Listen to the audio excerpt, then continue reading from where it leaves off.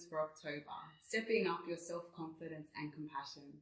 Today I'm joined by my sister Simone, who I think is an expert networker. Thank you for joining me today. Thank you for having me. I believe getting comfortable with selling yourself is so important, whether you're trying to grow your business, expand your career, social circles, or looking for love. But just first to get clear, how do you define networking?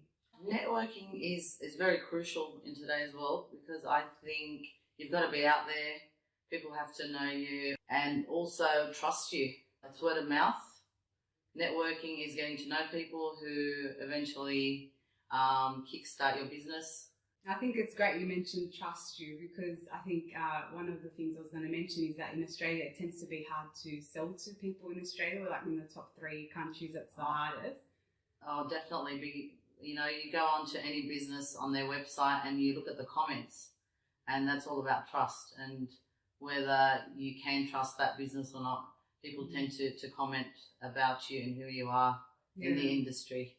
So it's very, very crucial and important to be out there networking. And a lot of businesses now are using sports people, and sports people have a lot of followers which tend to network for them. And so with sports people, there's, I guess the celebrity factor. Also, they can end up having a reputation down the track, so they've got to be careful with who they choose sometimes as well. Oh, definitely. Being generous with the information and showing value, that the person is valuable to you. How do you... You've got to give a service to somebody in order to get something back in return. I address a lot of celebrities. It's not just about money. It's seeing your product out there, whether it be on the football field, whether it be on television, or, it's self-satisfying. It's not just about the dollar factor. So it's the exposure, everyone getting to see what That's right, getting to know your name, who you are as a person. Also, getting feedback from the public about your garment or whatever it may be. I love seeing, women looking good. At the end of the day, it's how you feel about being around people. It takes a bit of guts, I think. At first, I was very, very shy to interact with people, but then I thought, I'm selling my product. It's either I go forward and I put this shyness to side, otherwise I'm not going to get anywhere. So people now know that when I'm, networking, I'll even recommend them. So it's not just about me. It's also supporting friends in their field of line of work, and they do the same in return. So that's, I think another thing about networking is, what is the other person getting out of it as well, and just being able to get each other's back. It's all give and take, really, at the end of the day. Yeah. Simone George is the brand that you're talking about. That's right. Your fashion brand. That's so right. people wanted to have a look. There's a website link. There's a website link, but at the moment I'm meddling in something else where I'm taking this a bit further. I'm not saying anything at the moment. Stay tuned. I have a few designers from overseas who I'm working with at the moment, and our product should be here mid next year. You seem passionate about it. Very passionate. It's exciting. It is. You mentioned that at first you were really shy and you had to get past it to network. I've heard a lot of people say, I just feel so unnatural. I don't like the idea of networking. They don't even like the word networking. What would be your advice to them on how to get past their discomfort? Well, you're not lying about your product. You're just talking about your product. I feel it should come naturally. It's like a story form. If you're telling a story and it's real, it shouldn't be hard to tell the story. So unless you're faking it and you don't feel like your product is worth it, then, don't be in it. But, people are interested in what you do and what you're all about, so it shouldn't be uncomfortable to talk to people about your product or who you are or what you're interested in doing. So just go out there. Don't worry about what people think about you. At the end of the day, it's what you think of yourself, and that's what matters. Yeah, I think that's really important. And it's not just if you're selling your business idea. I feel as well with people that I've worked with, some people want to start expanding their social network, or they want to date, they want to go into the dating scene. They don't know where to start, and it freaks them out. Well, dating is a big thing. I don't think you should be out there because you're lonely or you just need somebody. Get to know yourself first. Build confidence. Confidence is a huge factor in any woman's life. Once you build that confidence up, shouldn't be a problem meeting anybody. But when your confidence isn't there, you meet the wrong people and your life goes probably 100 yards backwards. Yeah. It's women got to realize that they got to love themselves before they go out looking for love. Yeah, I have programs where I work with people just to get to know themselves better, actually build that confidence and love themselves. And then it's almost like a game. It's like, what do I want in a partner? What don't I want? Enjoy being single as well, because when you're in a relationship, you have to factor them in to all your decisions. So it's like, well, enjoy that space and not treat it. That's like right. And I find women that go looking for the wrong man, they're always worried that it costs them a lot of money because they're doing surgical work and they're doing this and that. And really, at the end of the day, it's who you are as a person. That's who you should be attracting, the right person. Yeah, absolutely. You Because know, otherwise, we are all going to age. So are they going to then go look for someone younger when, you know, we do That's get right. older And, anyway? and really, at the end of the day, most women work themselves up on what the guy that left them said about them. Forget about him. He's obviously not in your life for a reason. Sometimes you can get criticism that's positive. You can actually go, what can I learn from this? But then the people that are close to you are the ones that will tell you the great qualities as well. So then you can go, okay, well, this, I know I've got all these great things going for me. Yeah, well, look at celebrities are the biggest, you know, well, one of the main people that get criticised for everything. So I look at me and I think I'm nowhere near these celebrities. So if people are criticising me, it must be a good thing because I must be doing something right. I just say, talk to the hand.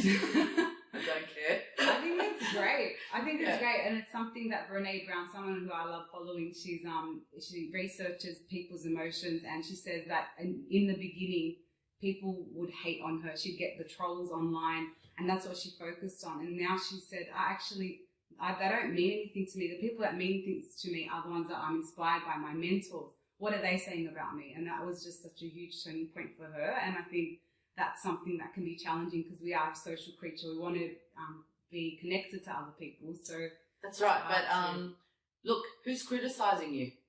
Is it the ones that love you or the ones that aren't important in your life?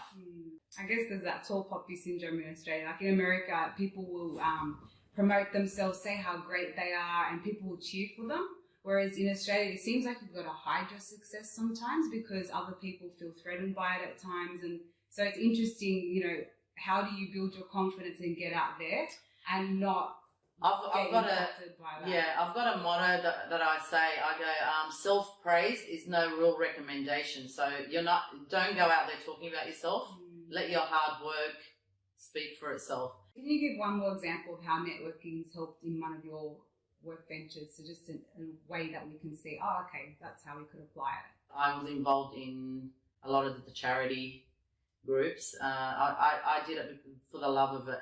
And because of that, I was networking like there was no tomorrow.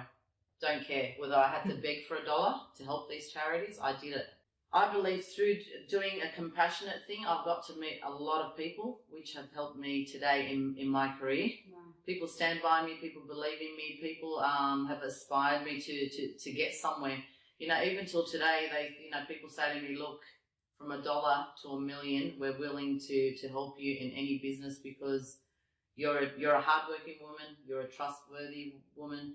We believe in your product, and it's really, really encouraging. But I want to do this on my own. It's a boost of confidence to know that I have a backbone in these people. That if I do fall or I need financial backup, it's there. I love the fact that you mentioned that it's a cause greater than yourself. And whenever I work with someone and they're like, I don't know why I can't get this goal. I'm trying. And I said, is the why big enough? Is your goal, is it really fulfilling your highest value? Is your highest value about, you know, creating a beautiful life that enriches other people's lives as well? Okay, let's look at that. And that once that becomes bigger than their fear, then they take action. So it sounds like you've done look, that. for 7 years, I did work with charities and I took time out for my kids. And you know, there's certain times in your life where you've got to do something and then you move on to something else. So I feel like I've given what I needed to give, and now it's time to give to myself. And maybe down the track, 5-10 years time, I might be back doing unpaid work or whatever. You know, we're not just here to make money, we're here to give back. I believe, and it's very, very important. You know, I've travelled quite a bit and I've seen poverty at its worst. A couple of my friends and I have discussed, and I think it's just a puzzle. three of us come together. We basically have all the same dreams. That's fantastic. So How often do you even find one other person that you have that? It's been amazing. Yeah. 3 women from 3 different parts of the world. So I love it. yeah, That's awesome. and one huge designer from overseas who believes in us. So it's it's good. The stars are aligning. Amen. Exchanging business cards isn't quite cutting it, and it takes time to build relationships. Sometimes we can give up and we don't see things happening straight away. What would your advice to be people struggling with that? Be patient and be persistent. Yeah, just go and be yourself. Just be more relaxed. When you're on edge, you tend to make other people edgy. Maybe the person you're standing next to is just as nervous as you are. Yeah, that's a good point. So just leave it with them, and then you'll find that they'll turn around and say, "Hi, I'm this. What do you do?" And it becomes easy, but just be more relaxed. You can't sit at home. People aren't going to know you when you're sitting in your lounge room. It's impossible. People now wanting to go and meet like-minded people, but not knowing where to start. Do you have any ideas for that? Well, find out in your community what's happening. There's a lot of charity functions that are happening. Go to a nursing home, and get to know these old people, their families. Through their families, just spend 5-10 minutes with an old person in the home, and maybe talk to the staff there, put your cards there. Every old person has maybe 100 family members, and the nurse will come out and say to the family members, this person comes out and gives 5 minutes of her time here, just talks to your mum or whatever, and how important is it for us to have someone take special care with our old aging parents? We tend to support whoever's supporting our parents. So, there's a lot of things you can do. There's a lot of things. Maybe hold an event with a group that you know. I'm sure you know 20 people. Absolutely. Have a tea party at home and invite them, and through them they can invite 20 friends, and it's not that hard. You've got to spend a little bit of money to make money. It's not hard. Definitely. There's like meet-up groups that people can look online for. That's right. There's parents from school. Oh, of course, yeah. There's the gyms. Most women are at the gym these days. For introverted people, I tend to say, well, if you're going to go to an event and you're overwhelmed by a lot of people, just try to find one person you connect with. Make your aim just, I want to get to know one person and that I feel like they resonate with me. I think that takes a load of pressure off. Well, don't go overdressed, and don't go looking unapproachable. Just be friendly. You don't need to be on top of people. Just greet. Always say hello. You mentioned a mantra before. Would you say that that's what you live by? Like the hard work will speak for itself, or is there more? Oh, definitely. Yeah. Definitely.